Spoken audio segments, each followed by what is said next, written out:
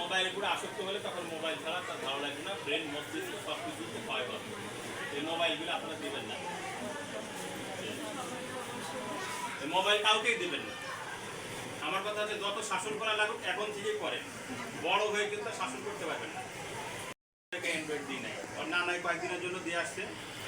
আমার রেজাল্ট তো ক্লাস 1 এবার থেকে 2 উঠবে, কিন্তু অধিকাংশ সময় তার নানির বাড়িতে যাবে, যে এখন আবার মনোযোগী করবে, তত লোড দেবো না, চাপ দেবো না। এই কারণে যে আমার ছেলে ম্যাজিস্ট্রেট হবে, ডাক্তার হবে, এত ইয়ে না। তার যখন বুদ্ধি হবে, তার যখন ভালো ছাত্র বৈশিষ্ট্য হচ্ছে যে বাবা বলবে, মা বলবে যে বাবা একটু খাও, খেয়ে না, সে বলবে না আমি পড়াটা শেষ করেই, এটাই হচ্ছে ভালো ছাত্র। আর হচ্ছে বাবা তুমি পড়লেন না কেন, মারলেন ধরলেন, এটা কিন্তু ভালো ছাত্র না। যে ছাত্র মেধাবী সেই ছাত্র সবসময় বলবে যে আমি পড়াশোনা করেই খাচ্ছি, আমি পড়াশোনা একটু করে আমি ঘুমাচ্ছি। এই বৈশিষ্ট্য যখন বাচ্চার মধ্যে দেখবেন, সেই বাচ্চাই জানবেন যে মেধাবী।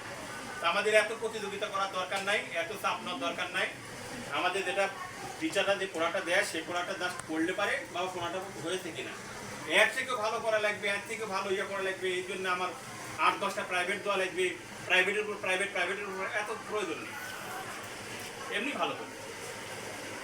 মেন বিষয় হচ্ছে আপনাদের কাছে এটাই আহ্বান যে বাচ্চাদের অত চাপ দেন না, বাচ্চাদের উৎসাহ তৈরি করেন, ভালোবাসার মধ্যে দিয়ে, বোঝানোর মধ্যে দিয়ে তাদের মধ্যে একটা বিভিন্ন লোভ দেখান, যে তুমি যদি এক রোল করতে পারো তাহলে তোমাকে আমি আজকে এই দিব, তুমি যদি এই করতে পারো তাহলে এই দিব, এই লোভ দেখান, মেন্টালি চাপ না, তুমি এই করতে পারলে এই দিব, তখন এই আগ্রহ থেকে তার এক টাইমে উন্নতি হবে।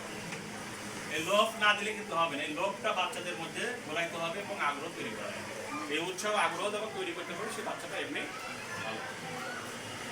আমরা পিকনিকে অনেক কিছু আয়োজন করতে চেয়েছিলাম, মনে করেছিলাম রোটারি মধ্যে কিছু খেলাধুলা করাবো, মানে গার্জেনদের আসবে, সবার একটা টিকিট দেবো এবং ম্যাডামরা যদি সময় পায় তাহলে করাবে।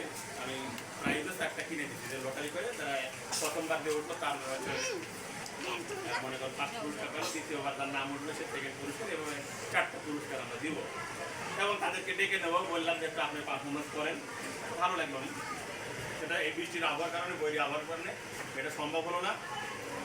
আপনারা আমার মিটিং করা হয়তো সম্ভব হয় না, তারপর আমার মোবাইল নাম্বার আছে, আপনারা যদি কোনো প্রবলেম থাকে, স্কুলগত সংক্রান্ত যদি প্রবলেম থাকে আপনারা জানান, যে এই করলে ভালো হয়।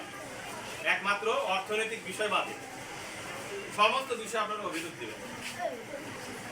অর্থনৈতিক বিষয় কি, বেতন 300 টাকা হয়তো বললেন যে 250 টাকা দেবো, এটা বাদে স্যার ম্যাডাম স্কুলের পরিবেশগত সমস্ত বিষয় আপনারা ফোন দিয়ে জানাতে পারেন, জানাবেন, ওটা চেষ্টা করবো যে এই সমস্যার সমাধান। তো তোমরা বাবা মার কথা শুনবে তো নাকি? এক ব্যক্তি বলো, শুনবা? সবাই শুনবা? সবাই ভালো ছাত্র হবে?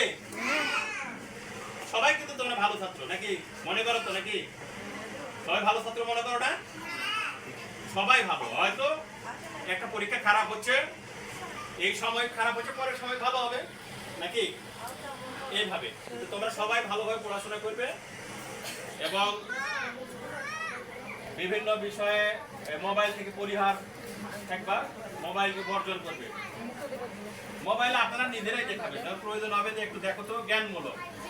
বর্তমান যুগ দেখেন কি কি শেখাবেন, এই যে মিসাইলটা কি, রকেটটা কি, আয়রোড্রোমটা কি, বাচ্চাদের মেধা কিন্তু এই পর্যন্ত নিয়ে যাবে, মানে এইভাবে গল্পে গল্পে শেখাবেন যে মিসাইলটা কি, আয়রন ড্রোমটা কি, কিভাবে কাজ করে, আসলে কি, বিজ্ঞানটা কি, এই বিষয়গুলো কিন্তু শেখাবেন বাচ্চাদের, মানে জানলে সে জ্ঞানী হবে, তারা বিভিন্ন কাজে লাগে।